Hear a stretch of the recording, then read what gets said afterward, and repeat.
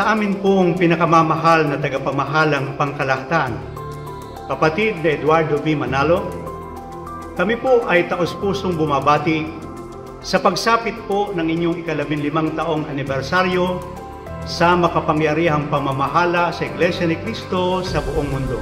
Nasaksihan po namin sa tulong at awa ng Panginoong Diyos ang mga pagtatagumpay ng Iglesia, bunga po ng inyong makapangyarihang pamamahala.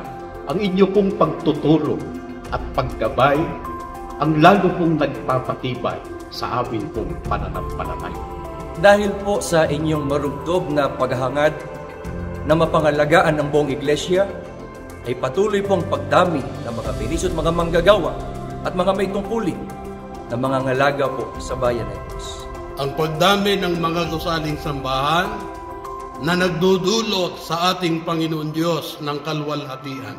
Ang patuloy po na pagdami ng mga kaanib sa Iglesia ay kahayagan po ng namamalaging pagsama at pagkasi ng Panginoon Diyos sa inyo pong pangunguna.